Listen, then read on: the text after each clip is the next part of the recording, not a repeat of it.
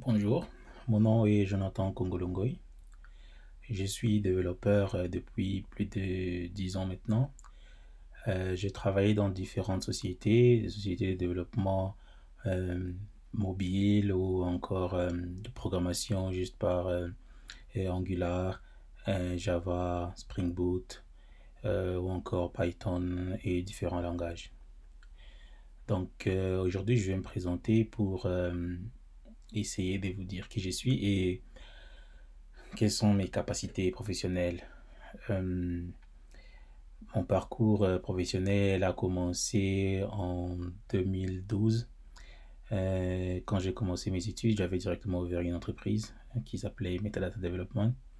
Cette entreprise, c'était pour permettre à créer, disons, à avoir des clients pour créer des sites internet et autre chose. Malheureusement, à cette époque, je venais juste de commencer mes études en informatique, alors les capacités n'étaient pas, les compétences n'étaient pas aussi bonnes que ça. Alors, avec un ami, nous sommes allés au Danemark et là, nous avons ouvert une société là-bas. Disons, il était propriétaire de la société et moi, je travaillais avec lui comme CTO, un Technology Officer.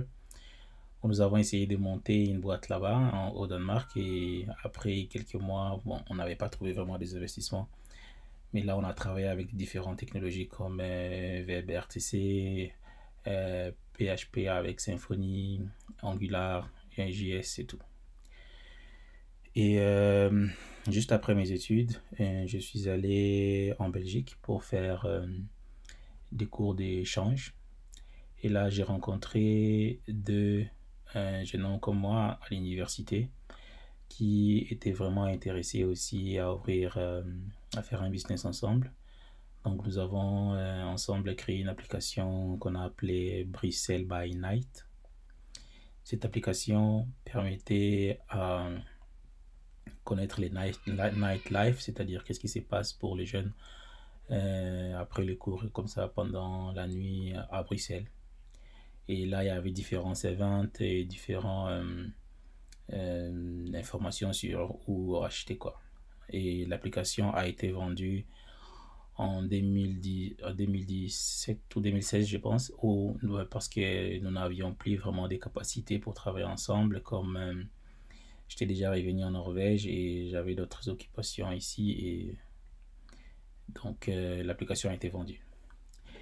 Et après ça, j'ai commencé à faire un travail en temps plein dans une société qui euh, a notifié quand l'eau du cloaque et c'était dans un niveau élevé pour éviter des flommes, pour éviter qu'il y ait des inondations dans, dans différentes régions.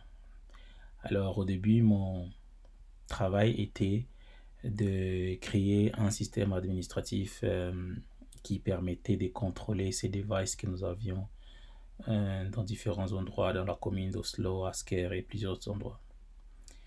Et donc mon parcours là-bas était vraiment de travailler sur de créer une nouvelle plateforme d'administration. Et au début, je l'ai fait avec PHP parce que c'était les langages que j'avais vraiment beaucoup utilisés à l'époque. Et pour le front-end, nous avons utilisé Angular JS, qui était la première version Angular avant l'Angular 2. Et on a travaillé avec MySQL, où on devait vraiment écrire des scripts SQL qui étaient très longs et très compliqués pour pouvoir vraiment filtrer les données que l'on recevait dans la base de données et qu'on recevait à partir du device qui envoyait des données et puis les transformer en des données que les clients pouvaient lire. Et avec le temps, puisque j'ai travaillé là-bas pendant 7 ans, avec les temps, donc ça devenait un peu ennuyant. Alors j'ai dû changer de développeur, software développeur en embedded développeur, puisque la société avait ces postes-là ouverts. Alors, mon focus était plus de faire travailler les systèmes de communication euh, entre les devices, les systèmes embarqués et le serveur. Donc, c'est là que j'ai appris un petit peu du C++. Donc, je devais écrire la partie communication du device en C++, qui utilisait le système de communication I2, UDC, je pense qu'il s'appelle U2C en anglais.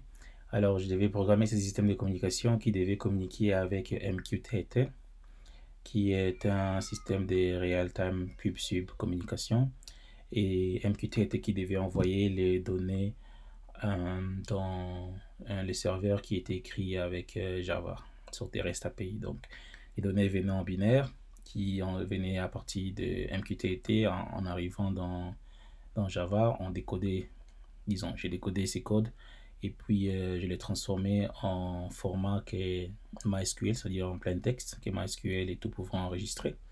Et je les mettais dans MySQL, enregistré dans MySQL, et puis après, en utilisant une sorte de bridge, des ponts entre l'ancien système et les nouveaux, pour pouvoir visualiser les datas. Donc les datas étaient visualisées en forme des tableaux, en forme des graphes, et il y avait la possibilité de contrôler chaque device, chaque device, pouvoir les contrôler séparément pour les calibrer ou encore donner des noms significatifs pour les clients. Et pendant ce temps aussi, j'ai travaillé avec des amis. Nous avons commencé une société appelée VP Cash que je travaille souvent après, que je fais souvent après mon travail ou pendant les week-ends. La société VP Cash était une société qui permettait de transférer de l'argent à partir de la Norvège ou juste la diaspora jusqu'au Congo ou encore d'autres pays africains comme asiatiques. Et là-bas aussi, nous avons vraiment construit disons pour moi, j'ai construit des très grandes bases, encore d'informatique, puisque là maintenant je travaille avec un team dans ma société, la société Zepto où je travaillais plus tout seul. Mais la partie système embarqué, il y avait des consultants qui travaillaient dessus et moi j'étais juste responsable de la partie communication. Alors avec Epicache, nous avons vraiment appris beaucoup de choses. On était dans un monde des startups qui avait vraiment grandi. La technologie utilisée, c'était Java Spring Boot, le framework Spring Boot. Et puis nous avons la base de données, il y avait MySQL, nous avons utilisé Azure pour... on a changé, on a commencé par Google, on est passé par Azure pour pouvoir hoster notre système.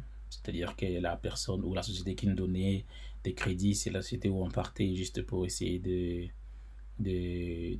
rester pendant longtemps pour éviter de perdre nos données parce que ça coûtait un peu cher.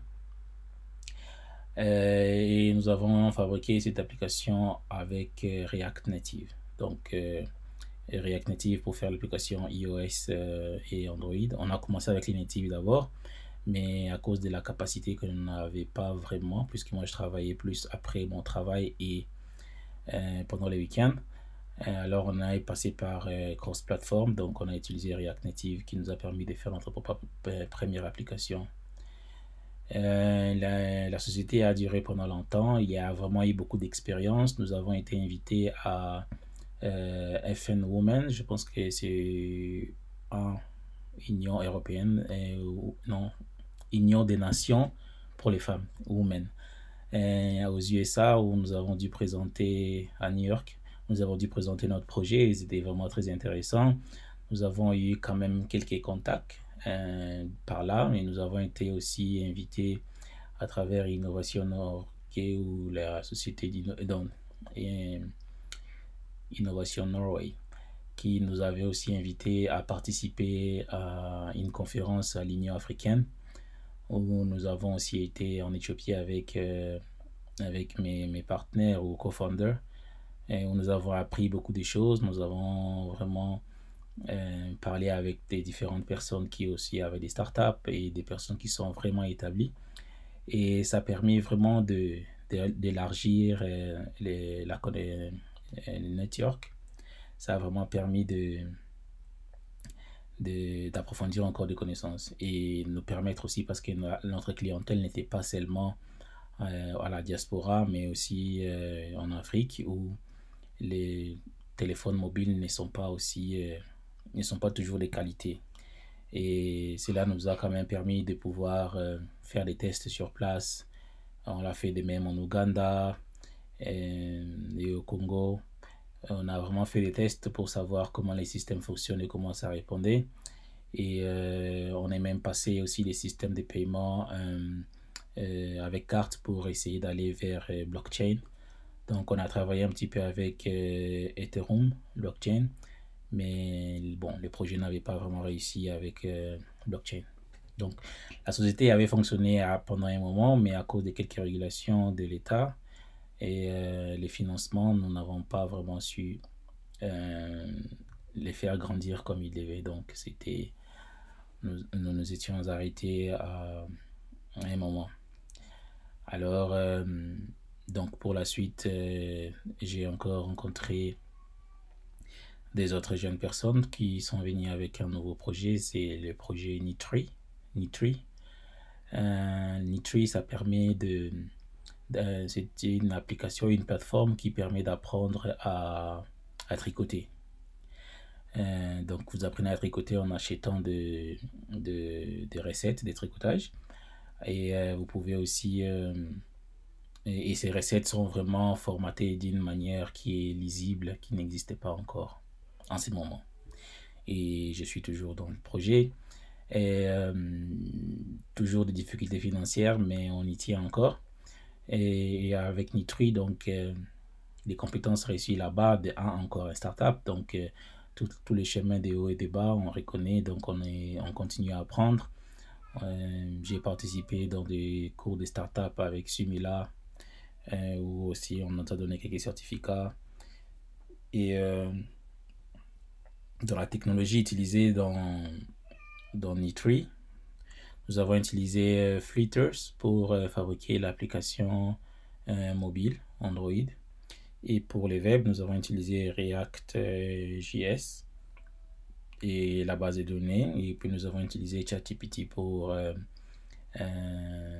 l'EI, c'est-à-dire pour pouvoir essayer d'ordonner un peu quelques fichiers que nous avons difficulté à faire manuellement.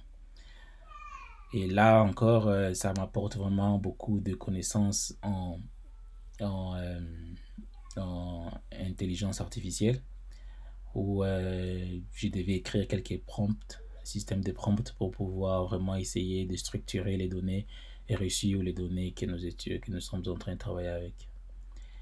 Les rêves ne s'est pas arrêté là, donc les chemins ne s'est pas arrêté là plutôt. Et je me suis encore rencontré avec d'autres jeunes ici en Norvège qui travaillent avec une application d'ABA, une application très intéressante qui permet de résoudre des problèmes que la plupart des Africains ou Africaines ont en Europe, c'est-à-dire de trouver de coiffeurs.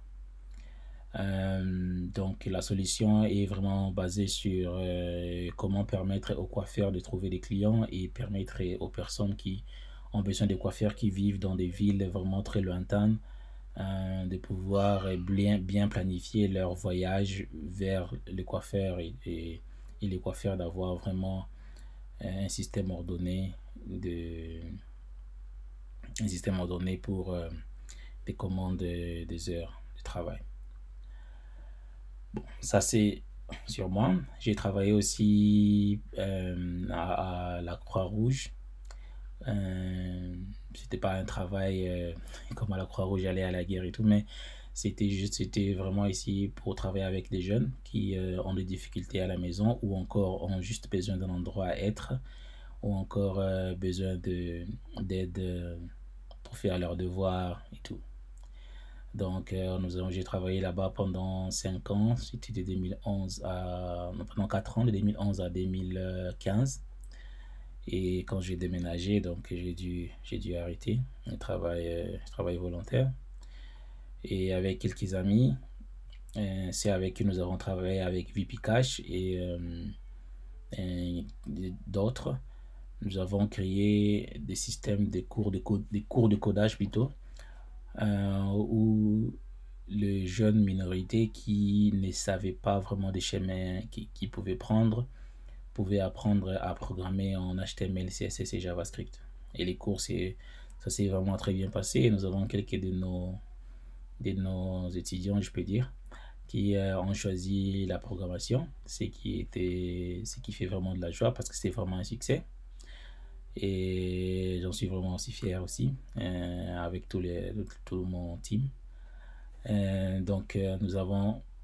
Nous sommes arrivés loin avec ces cours, mais quand le corona est venu, donc on devait arrêter et on n'a malheureusement pas su reprendre parce que nous avons encore tous déménagé. Ce qui m'intéresse, moi, dans la plupart des sociétés que j'ai travaillé, c'est plus de travail qui vraiment impacte la société. C'est-à-dire le contrôle de l'eau, par exemple, ce n'était pas seulement pour avoir des notifications quand les cloaques étaient inondées, mais ça permettait aussi de pouvoir bien séparer l'eau propre et l'eau sale dans les tuyaux parce qu'il y a souvent des mélanges qui arrivent au cas où les tuyaux de l'eau sale grandissent. Je travaille dans la société Into Applied et c'est mon travail maintenant dans la société Into Applied qui permet comment on dit encore, ça permet de donner aux fermiers les capacités de créer ses propres fertilizers, donc ses propres fertilizers. Ouais, j'ai oublié les noms. Bon, donc ça permet de décentraliser la fabrication des fertilizers et donner ce pouvoir là aux fermiers pour qu'il n'y ait pas de problème de prix et de concurrence. Donc, ce sont vraiment des sociétés où je travaille, c'est une société qui permet vraiment d'impacter la société et c'est ce que je compte continuer à faire. Ce que j'ai fait pendant mon temps libre, j'aime la programmation et ça va la programmation software ou encore les systèmes embarqués. Je suis vraiment très intéressé à ces différentes cartes de développement. Donc celui-là c'est NRF, celui-là c'est NRF 9160. C'est une carte qui permet de faire des systèmes qui travaillent directement avec les GSM et tout. Et celui-ci c'est NRF 52. Celui-là il permet de faire donc avec des Bluetooth, de créer des systèmes en Bluetooth. Il paraît avec celle-là aussi, mais il est un peu avancé parce qu'il a inclus avec l'audio. J'ai travaillé avec ESP, les systèmes ESP32. J'ai travaillé avec celui-ci, j'ai encore oublié son nom, mais c'est un système aussi avec Wi-Fi qui travaille comme ESP32. Et j'ai travaillé aussi avec une carte que j'ai pu produire tout seul. Je ne l'ai pas fait totalement tout seul parce que j'avais besoin d'aide pour faire les dessins et tout, mais les spécifications et tout, je les su faire et puis programmer. Ceci est un sensor qui permet de calculer la distance entre... Bon, il y a un laser quoi. Et puis j'ai fait aussi ça c'est une Raspberry 4. Donc j'ai vraiment travaillé avec plusieurs systèmes. C'est un système embarqué en utilisant le langage C.